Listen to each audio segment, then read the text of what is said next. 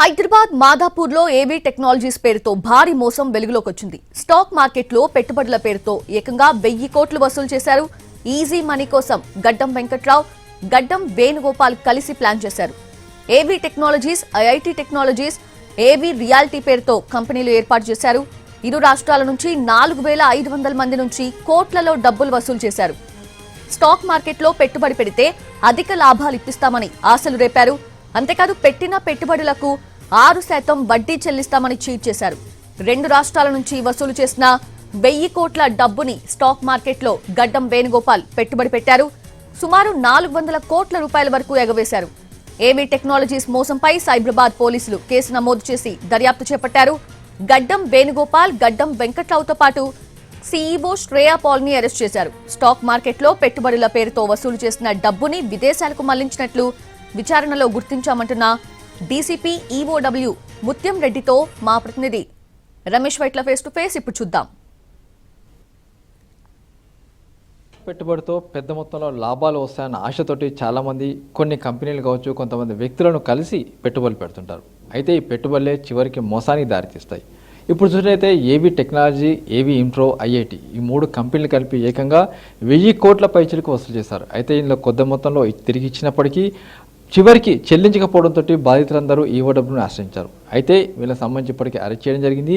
ఏవీ టెక్నాలజీస్, ఏవీ ఇన్ఫ్రో, ఐఐటీ ఈ 3 కంపెనీలకు సంబంధించి అసలు వ్యవహారం ఏంటి, ఎలా వసూలు చేశారు, స్టాక్ మార్కెట్ పేర్లతోటి ఎలా డబ్బులు వసూలు పాల్పడ్డారన్న మీద మాట్లాడడానికి మనతోటి డీసీపీతో ఉన్నారు.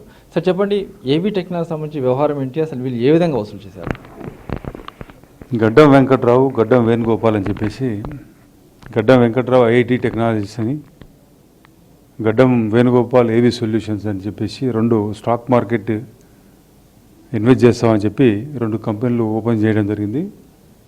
దాంట్లో ఇన్వెస్టర్స్ కనుక వాళ్ళు డబ్బులు ఇస్తే వాళ్ళకి ఎవ్రీ మంత్ 6 to 8% మేము ప్రాఫిట్స్ ఇస్తామని చెప్పి స్టార్ట్ చేస్తే చాలామంది సుమారు 2 కంపెనీలు కలిపి 4760 మంది దీంట్లో ఇన్వెస్ట్ చేయడం జరిగింది. అందులో ఐఐటీ కంపెనీ వచ్చేసి 1388 మెంబర్సు, దాంట్లో వాళ్ళు వసూలు చేసింది 590 crores వసూలు చేశారు వాళ్ళ దగ్గర. తర్వాత ఈ కస్టమర్స్ అందరు కూడా 340 crores వాళ్ళకు కొంతమందికి ప్రాఫిట్ రూపాన, కొంతమందికి అసలు రూపాన రిటర్న్ చేసినారు.